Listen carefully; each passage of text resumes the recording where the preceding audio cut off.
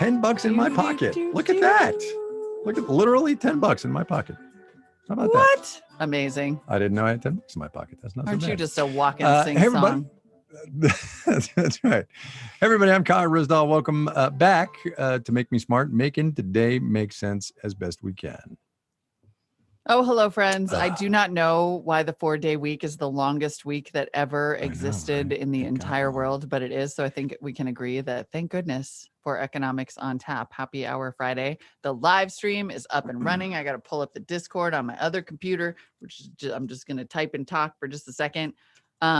Thank you to everybody who's joining us, wherever you're finding us, whether you're listening later and thinking, dang it, I missed the live stream again, or you're on the live stream right now and you're posting about your fancy drinks. A French 75 has appeared in the chat. We are delighted to hang out with you. And by the way, if you're just, if you're a tourist to the podcast, make it official. Subscribe, leave us a review. We love to mess with the algorithm. Look, that's what it's all about, messing with the algorithm. It's that we can do all this data, so let's please mess with the data. Speaking of which, I've got a news item about that. But yeah, also have full F empty today, which is always fun. Although Drew Jostad apparently has a day off. Nobody checked with me, which is good because I'm not in charge of anything, nor should I be. What are you drinking? Tequila. Okay, all right. It's just plain woman. Sometimes I get these tweets and people are like, I could not do a straight bourbon or a tequila at 3:30 in the afternoon. And I'm like, really? But I don't have to pick up the child today. So I'm just having my little Friday tequila. Well, if I had known that, I'd had a heftier beer. I'm having my Wolf Pup Session IPA just because it's only 3:30 in the afternoon. I thought it was going to be sober Friday. Yeah, I will. I know. I'll keep you apprised on the pickup schedule. Thank you. Next week, I don't have to. So next week can be excellent. Good. The high percentage. Okay. I'll be here with I was actually going to make a Batanga because I feel like Batanga goes with banana pants. It's like a whole theme, but I didn't have any limes. And alliteration too. Yeah. So Stone's got a new 12.5% ABV beer that I want to try. That could get interesting.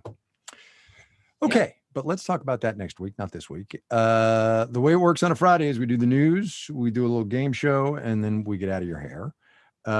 This is so funny. Look at you. You are so funny. So I went in with 3 news items and I was going to put a little note in there that said, they're not really all 3. They're just very quick hits. I'll be out of the way in a hurry.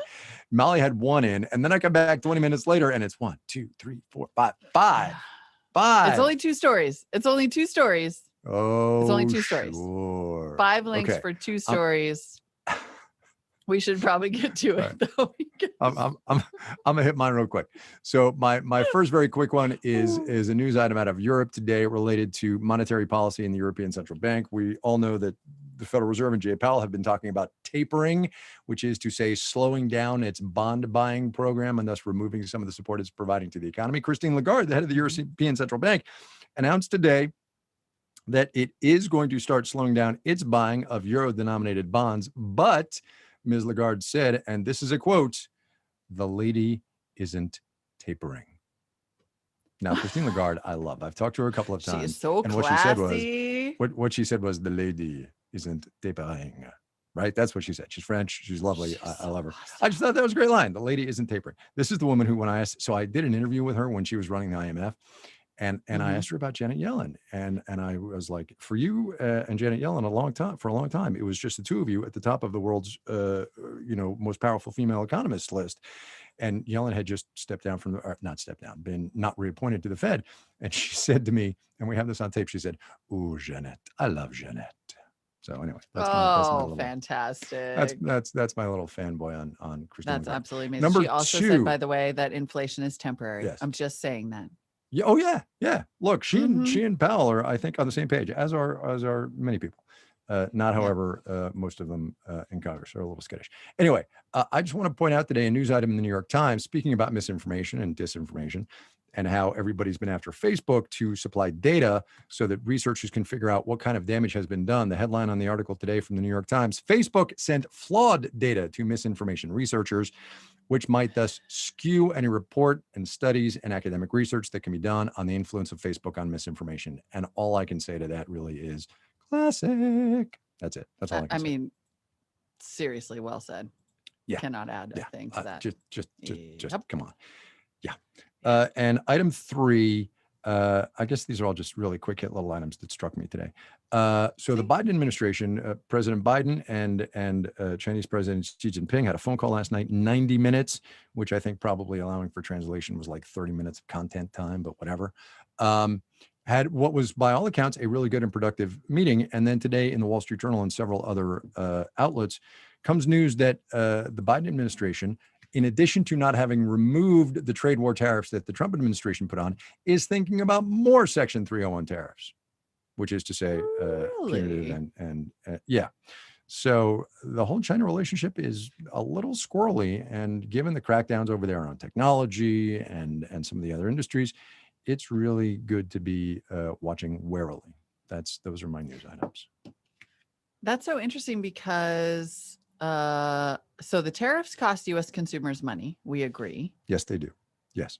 And then these tariffs are going to stay in place and maybe even be expanded at a time when U.S. consumers are paying more for goods because of supply chain issues. That is correct. And also increasing also at a time wages. Yep. And $30 billion a month is coming out of the economy because much of the emergency pandemic relief has gone away. So yes, you are correct in all of those things. That is interesting decision making. It must suggest in part that people have no idea. They have no idea. That's exactly right. Right? That's They're exactly just like, right. we don't know why we're paying more. It could be anything. So might as well just like keep the tariffs in there too. What are they doing to China? Like, what is the impact of the tariffs on China? Are they in fact effective enough that there is like a reason? Well, near as we can tell, it really hasn't hurt the Chinese too much, right? Because it's the American consumer that is paying those tariffs, right? So the Chinese are grinding out those goods. I mean, there has been some supply chain relocation, right? And we saw this early on. We talked to a leather goods manufacturer who had to resource some of his stock to Vietnam and other South Asian countries, and China is losing a little bit there, but on the margins, really, it's not hurting them all that much at all. So interesting. Yeah. Yeah. Well, all right then. There you go. Politics is a complicated game. Great. Big news today for nerds. There was finally a ruling. This is a big news actually today for people who are interested in antitrust. Sure. Yeah, this is a big deal.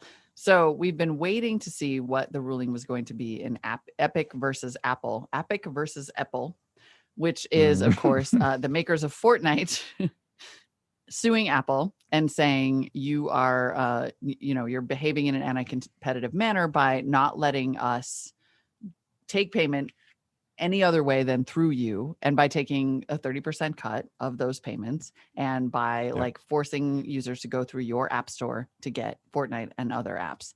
And so today there was this very interesting ruling. Judge Yvonne Gonzalez-Rogers issued basically a permanent injunction in that case, and said that Apple does have to allow developers from including like buttons and links and anything else that lets people buy stuff. So for example, the best known case of this is when you're in the Kindle app, right? And you look for a book and you want to buy it and you can't.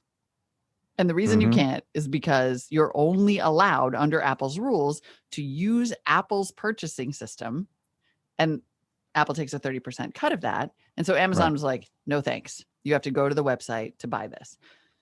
What's interesting about this ruling is that, and previously Amazon wouldn't have been able to include a link to Amazon where you could go and buy it directly from them. So this ruling said, okay, you do have to let people click out or pay some other way. However, and I just thought this was so nuanced and clever, Epic lost, according to The Verge, on every other count. Apple does not have to let users load apps in ways other than the App Store.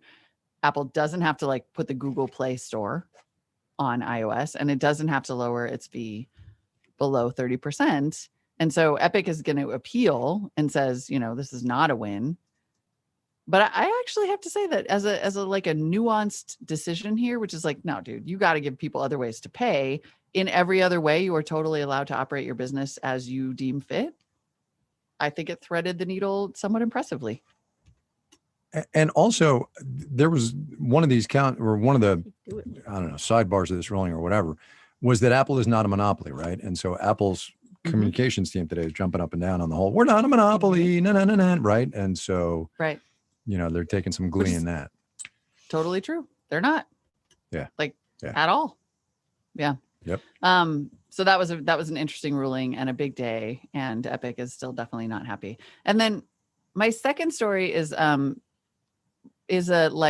I was made smart today. So, most of my career, I've been some version of a tech reporter, a tech and business reporter. And so there are things, also, I'm a human. So sometimes there are things that I find out for the first time because I'm not, in fact, like a quantum computer. And a thing that I found out today, I was reading, because I'm very interested in this topic, the story about how some lawmakers see a chance for climate action in this $3.5 trillion bill, the infrastructure bill that's being negotiated. And it's could be a big moment for the United States to make good on the idea that we're going to lead on this question of climate change. And then as I'm reading the story in the New York Times, it's and as usual, it all comes down to Joe Manchin and whether he wants to do it or not, Democrat of West Virginia. So I know that Democrat of West Virginia, Joe Manchin, is from a coal-rich state.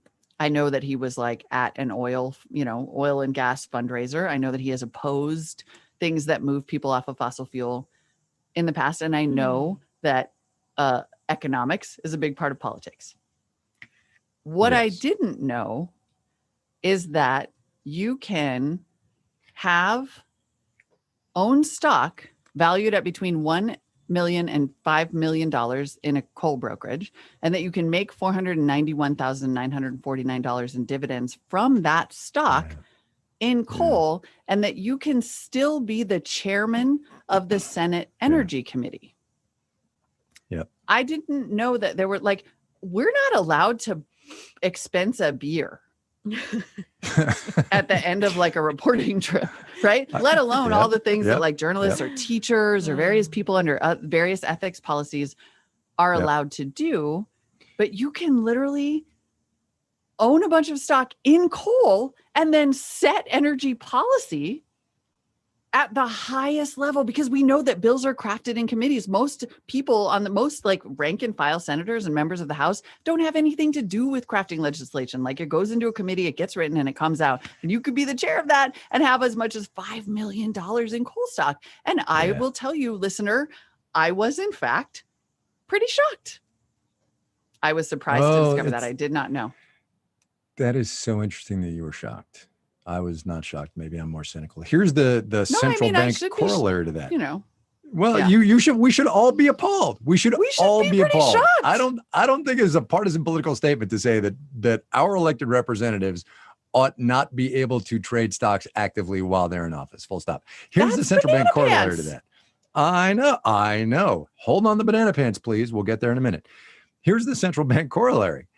Robert Kaplan, who we've had on Marketplace a number of times, filed his disclosure documents this week.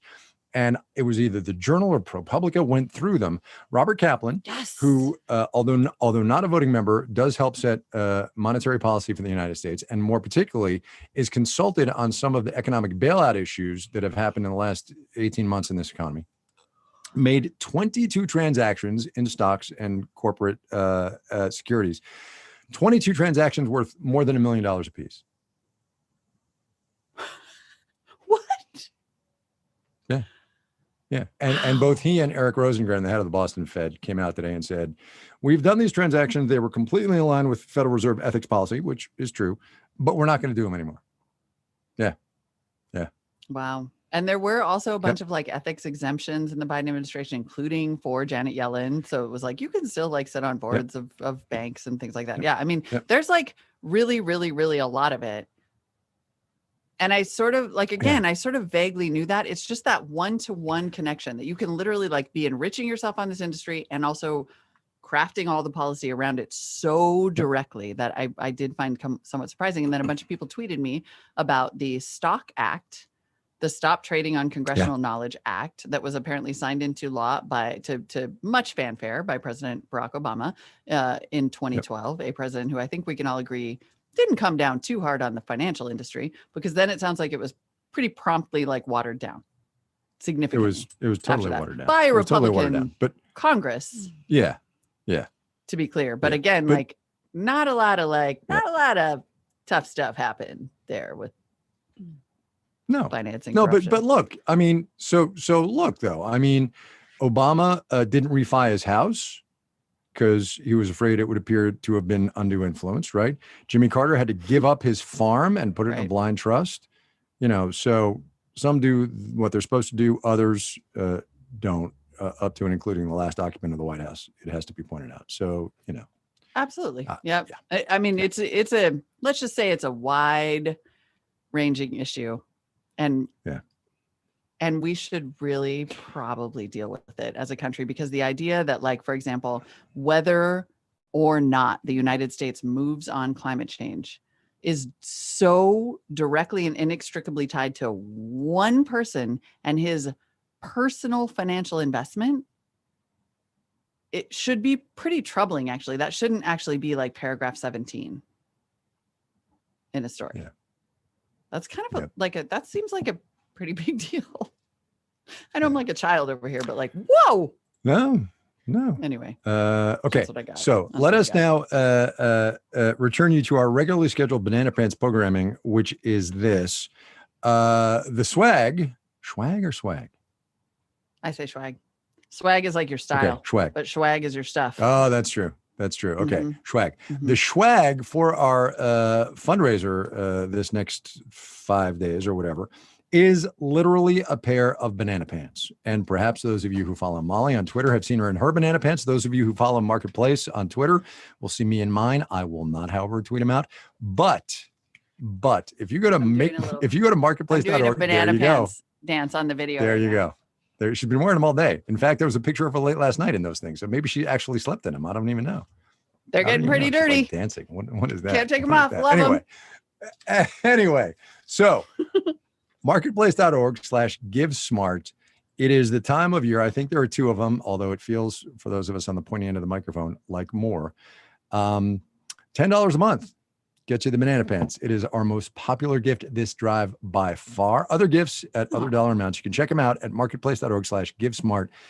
Fundamentally, we need your help. That's the only way this program gets done. Full stop. We really do. And we're really, really lucky to work in publicly funded media. It is a true blessing, and it's a direct connection to our audience. And hopefully it makes you trust us more, because you know what our incentives are. They're you. And we are super, super grateful for your support. Marketplace.org/GiveSmart. Already with banana pants on the way are Nancy from Magnolia, Texas, Evan from Ann Arbor, Michigan, Lisa in Auburn, Maine, Davis in Tulsa, Oklahoma, Rob from Portland, Oregon. We're at $44,000 of our pretty big goal, $250,000 by next Friday. So get after it, folks.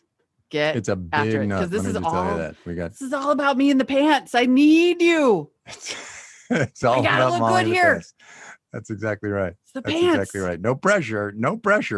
It's all Molly's about future us in Marketplace and the pants. depends Us. on these pants. I will be Yes. out of here. Help us out. That's not true. All right, we're already over 15 minutes. We haven't even started our game. Let's do it. We're going.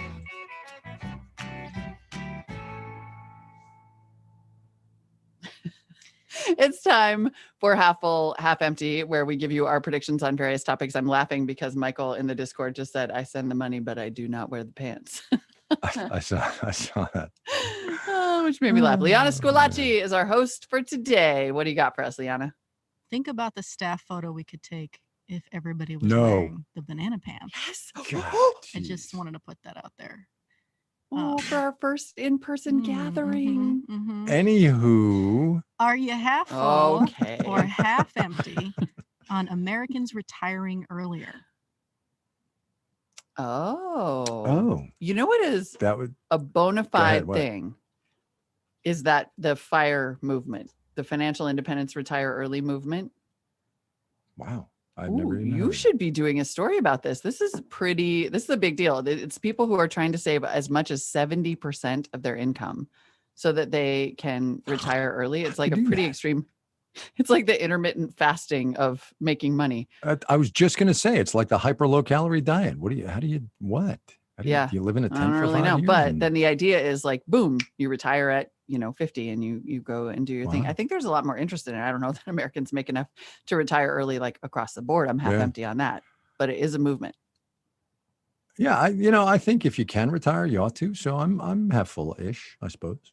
Yeah. I mean, I'm half full on wanting to, for sure. Yeah. Yeah. All right. Except I Next. just look at Twitter all day. Anyway, what do we got? Are you half Right. full or half empty on Facebook's Ray-Ban glasses? Here's the thing about this story. So they came out with these, you remember Google glasses from a number of years ago, the Snapchat glasses from a number of years ago. Here now at Facebook, but the catch for this thing is you have to get a Facebook account, and I'm like, no. Also, I don't want people walking around with cameras on their glasses. So Yeah. empty, I'm half empty. Definitely. Like, we were skeptical when Snapchat wanted to put spectacles on yeah, everybody's exactly. face that could take your picture, but at least they were bright yellow and a light came on when they were taking your photo. It was That's right. not subtle. I am certainly half empty on Facebook, like demanding that I sign up so that it can let me invade other people's Yeah. privacy all around the world. Totally. No, thank you. Pass. Yep. Okay. Half full or half empty on the Toyota battery investment? I don't know what that Mm. is. I know, Okay. me too. I I can give you made that some noise so I could be like, I can give you some info. okay, thanks. Please So do. apparently, Toyota will invest around $13.6 billion into battery tech over the next decade, including a dang. $9 billion investment in production as it attempts to electrify its vehicle lineup. Well, you have to be half full on that, right? I mean, batteries, and you're doing a thing on this in your special project, right? Mhm. Your secret thing, right? Mhm. Batteries in the name of the game. We got to figure out batteries. Pour the billions in there. Half full. All the That's way a full. total market mover. Yeah. And I think it's really interesting too, that a big chunk of this money is in battery technology, such as solid state batteries and other types of battery technology that can be smaller and last longer and maybe use fewer rare earth minerals. And it's a whole, I mean, this is exactly the kind of investment that it's going to take, not just for cars, for Right. like everything Exactly. else. Yeah. All the way full. Okay. Super full. This one, who knows? It's gonna be interesting. SpaceX Inspiration 4 all civilian space flight. I'm half full. All on that. civilian? It says Space flight. all Yeah, what? civilian. That's okay. Maybe the pilot is Wow. also Neil a Armstrong civilian. was a civilian. Neil Armstrong was a civilian. Yes. Okay. Half full. Let me Go. see. Who are they? I gotta look them up. Let's light Apparently, this they've candle. introduced the all civilian crew. Yeah, totally. I'm half Nothing full on on- this. Nothing on Let's Light This Candle? No history buffs among you? I got it. That's what Alan Shepard said. I when he was sitting on ducking. Mercury I was Redstone. busy ducking. Oh, jeez. All right. It was a slow burn. Get it? Like candle. Yeah, I got it. You're so fun. We're half full and filled with regret. What's next? Speaking right. of things Next. that burn, Taco Bell sauce packet recycling, half full or half empty? Oh, I'm half full. So I did this yesterday on the show. There are 8 billion of those little sauce packets, right? Whether it's ketchup or hot sauce or whatever, floating around in this economy from fast food drive-thrus. And What? Taco Bell is, yes, 8 billion Wow. of them, which totally makes sense, right? I mean, you go out for like Chinese or whatever, you go to a Taco Bell drive-thru, you get a bunch of soy sauce packets or hot sauce packets, whatever, 8 billion. Mhm. Taco Bell's launching a program where you collect all your empties and you save them up for a while, right? To make it worthwhile. And then you mail them back and they'll recycle them. I think that I'm half full. I can't believe I'm going to What? say this, but considering what we recently discussed vis-a-vis recycling, I think I'm a little half empty on this because one, it's not going to, nobody's going to do it. Just stop giving sauce. Like, people have sauce at home. Buy some that's a bulk better point. Costco sauce. That's a better point. Like, if Apple can take all those little wall warts, which I actually do sometimes need, out of the box, the part that plugs Yep. into the wall, they only include the cable because they were like, we we got enough of these and it's not environmentally friendly to continue to do that. Like, maybe just ixnay on the Osse. We just don't need it. That's fair. I'll buy that. I know you Fair didn't see that one coming, but because I should No, be it's all pro right. recycling, but I'm half empty. It's okay. I get it. Fair That's enough. greenwashing, Taco Bell. It kind of is. Kind of is. All right. What else we got? Was that 4 or 5? Is that it? That's it. All right. Oh, thanks, Charlton Liana. Corp. Hit that button. There we go. She's such a nice voice. Thanks, Liana. Awesome. She does, doesn't she? She's got a voice for radio. Yep. She Ooh. totally does. Mhm. She sings. except for that. That was a little creepy. That's whatever that was. Except for the Okay. dork laugh, which All is right. a no-go. All right, I'm turning myself Oh off. my God. All right. Anyway, we're done. So next Tuesday, we're doing Occupy Wall Street, which, if you can believe it, was 10 years ago, which it's kind of cray. So anyway, Yep. we're doing that. Did not see that coming. Don't forget about that link, marketplace.org/give-smart. If you're just hanging out over the weekend thinking, where can I stash some cash? If you also are thinking about us on the weekend and you want to send us a question or a comment or an answer to the Make Me Smart question, tax deductible cash, by the way, just saying. It's like the good kind. Send us a voice memo or an email to makemesmart@marketplace.org, or you can call us. Our number is 508-827-6278, 508-UB-SMART.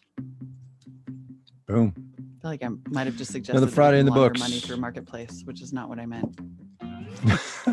They'll figure it out. Make Me Smart is produced by Marissa Cabrera, Marquette Green Shadows, just to learn the ropes. Today's episode was engineered by Charlton Thorpe. The senior producer is Bridget Bodner, who decided to shake up the credits today, by the by. I'm loving it. The team behind the YouTube live stream and our game, Half Full, Half Empty, is Stephen Beyond, Catherine Devine, Emily McCune, and Mel Rosenberg. That's right, people. It takes a village. The theme music for Half Full, Half Empty was written by Drew Jostad, and the executive director of On Demand is Sitar Nieves. There we go. Doesn't John just happen, on the folks. YouTube chat says, Taco Bell was my first job, still traumatized. Oh man, I love Taco Bell though. I do love it. It's been a heck of a week, and I'm kind of tempted to just like DoorDash There some you Taco go. Bell. There you go. Yum. Look at that, 527 people. Sarah Schlosser, best 30 minutes of my week. It did go long today. For our 15-minute podcast. For a 15-minute podcast. You know, it should be a third. It's come on. We're trying. We're trying. We're not We're trying. doing what we Why can. would we? Let's just sit well, here and that's have true. drinks together. It's fun as heck. That's true. Friends. All right. I'm happy. Everyone else happy? It's not, and I've only had